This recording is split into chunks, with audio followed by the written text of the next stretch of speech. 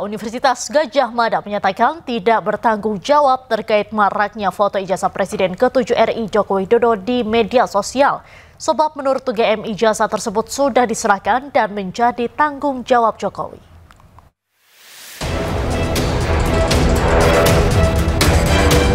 Kisruh ijazah palsu Presiden ke-7 RI Joko Widodo memasuki babak baru. Rektor Universitas Gadjah Mada Yogyakarta, Ova Emilia, angkat suara terkait beredarnya foto ijazah Jokowi di media sosial. Rektor UGM menegaskan pihaknya telah menyerahkan ijazah Presiden ke-7 RI Joko Widodo saat wisuda 19 November 1985. Sejak saat itu, dokumen ijazah menjadi tanggung jawab pribadi Jokowi. Ijazah itu kan tahun 85 sudah diserahkan kepada yang bersangkutan. Artinya yang menjaga ijazah itu adalah yang bersangkutan. Oleh karena itu Universitas Gadjah Mada ini ya kita tidak mau berkomentar terkait dengan ijazah, a piece of paper yang sudah ada di yang bersangkutan. Artinya UGM juga tidak bertanggung jawab apakah yang beredar sekarang itu adalah yang diserahkan UGM dulu itu bukan? Bukan, kita tidak bertanggung jawab untuk itu. Tadi seperti yang disampaikan oleh Bu WR misalnya tentang ijazah. Ijazah itu juga merupakan dokumen pribadi. Jadi bukan ranahnya institusi untuk menunjukkan kepada publik. Jadi dengan kata lain Bu, begitu ijazah itu dipegang oleh orangnya, maka hanya orang itu saja yang berhak untuk menunjukkan bukti yang betul ya? Foto ijazah Presiden ke-7 RI Joko Widodo beredar di media sosial setelah keasliannya diragukan. Polisi pun telah turun tangan untuk menangani kasus ini. Bahkan di Polda Metro Jaya, kasus ijazah Jokowi masih berlanjut dan masuk penyidikan.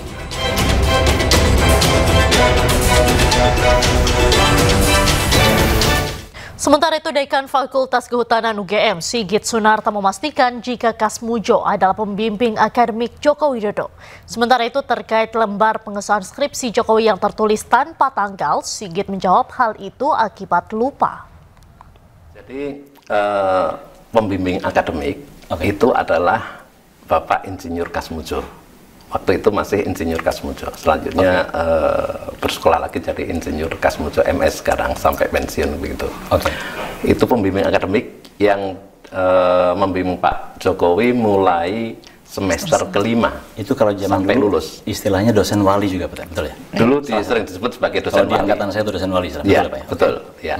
Kemudian untuk dosen pembimbing skripsi itu adalah waktu pertama kali masih Dr. Insinyur Sumitro, Ahmad Sumitro. Tetapi setelah hampir lulus begitu ya, itu Pak Mitro itu menerima gelar profesornya.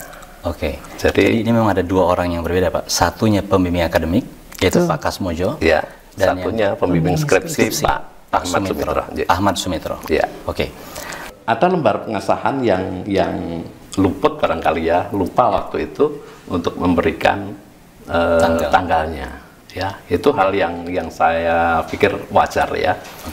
Karena ketergesa-gesaan atau alasan yang lain itu jadi luput untuk itu. Sebelumnya Rismon Syahnibar diperiksa di Polda Metro Jaya Jumat pada terkait tuduhan ijazah palsu Jokowi. Dicecar 49 pertanyaan, Rismon hanya menjawab 2 pertanyaan.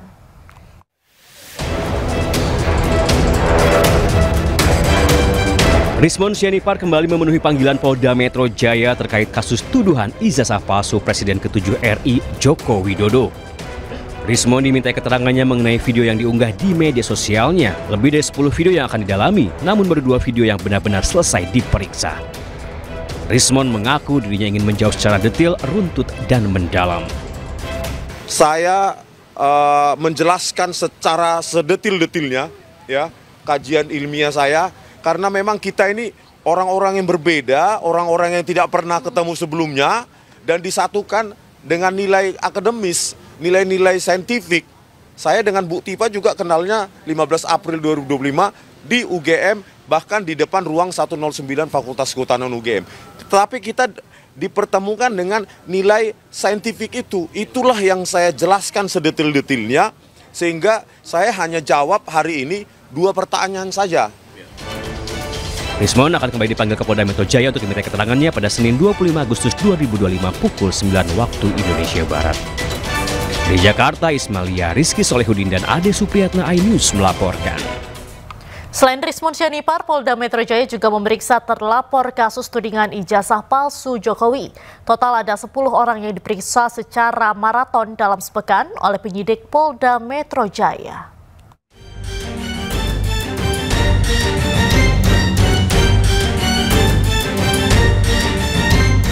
Polda Metro Jaya kejar target.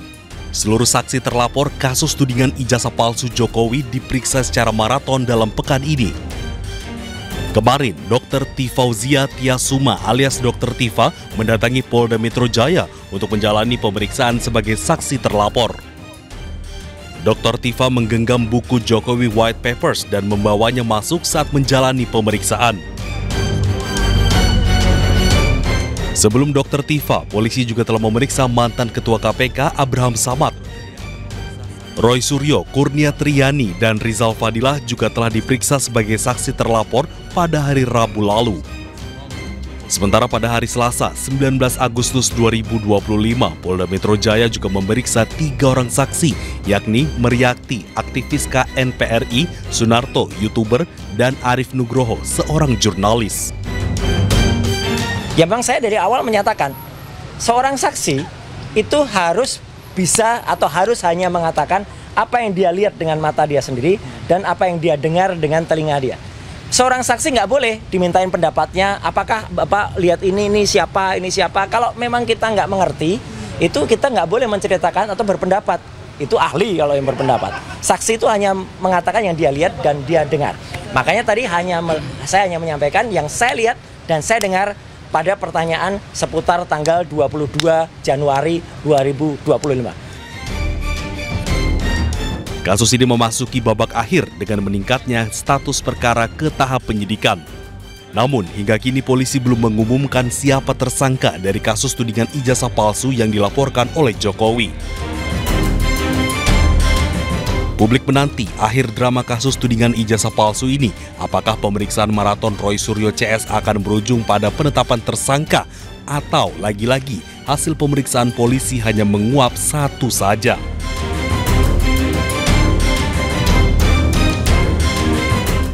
Kita ke kasus lainnya pemirsa, Komisi Pemberantasan Korupsi menyelidiki aliran dana korupsi yang melibatkan mantan Wakil Menteri Tenaga Kerja Immanuel Ebenezer. KPK menyebut penetapan tersangka Noel bukanlah akhir pengusutan korupsi, dugaan pemerasan pengurusan sertifikat keselamatan dan kesehatan kerja atau K3 di Kemnaker.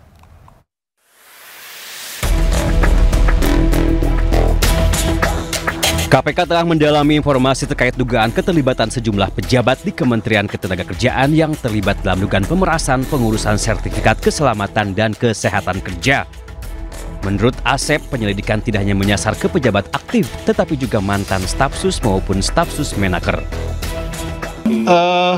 Terkait dengan pengetahuan para pejabat lainnya ini menjawab dengan Mas Rizky juga. Tentunya kita sedang dalami.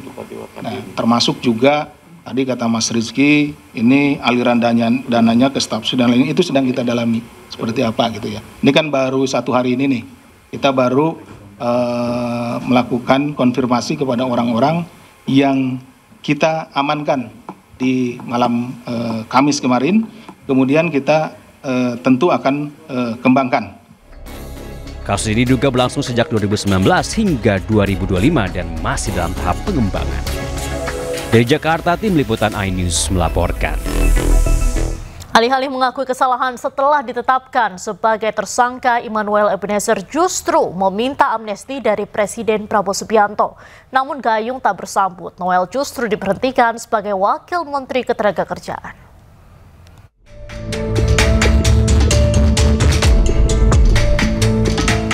Berompi oranye sambil menangis terseduh-seduh, Immanuel Ebenezer digiring KPK bersama 14 tersangka lainnya.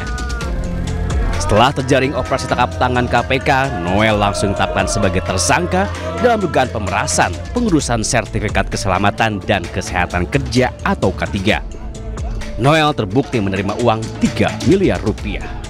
Berkelit, Noel justru membantah terjerat operasi tangkap tangan serta membantah terlibat dalam kasus pemerasan. Saya ingin sekali, pertama saya meminta maaf kepada Presiden Pak Prabowo. Kedua, saya minta maaf kepada anak dan istri saya. Ketiga, saya minta maaf terhadap pelaku. Saya juga ingin klarifikasi bahwa saya tidak di OTT. Pertama itu. Kedua,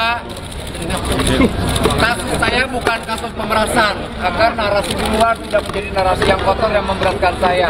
Dan kawan-kawan yang bersama saya tidak ada sedikitpun kasus pemerasan. Alih-alih mengakui kesalahan, Noel justru meminta amnesti dari Presiden Prabowo Subianto.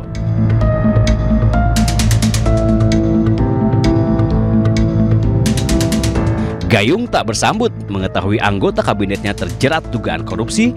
Presiden Prabowo Subianto langsung mencopot Immanuel Ebenezer sebagai Wakil Menteri Ketenagakerjaan. Bapak Presiden telah menandatangani keputusan Presiden tentang pemberhentian Saudara Immanuel Ebenezer dari jabatannya sebagai Wakil Menteri Tenaga Kerja. Sementara itu, mantan penyidik KPK Yudi Purnomo Harahap turut berkomentar terkait permintaan amnesti Noel kepada Presiden Prabowo. Kalau saya pribadi enggak lah, gitu ya. Kemarin kan sudah cukup lah. Saya pikir untuk Hasto, amnesti, Pak Tom Lembong, untuk abolisi, saya pikir itu pertama dan terakhir lah. Jadi apalagi kan udah OTT Pak, telak. Selain Noel, ada 14 orang yang ditangkap KPK dalam operasi tangkap tangan di Jakarta. KPK juga menyita 15 unit mobil, 7 sepeda motor, dan uang miliaran rupiah. Tim Liputan iNews melaporkan.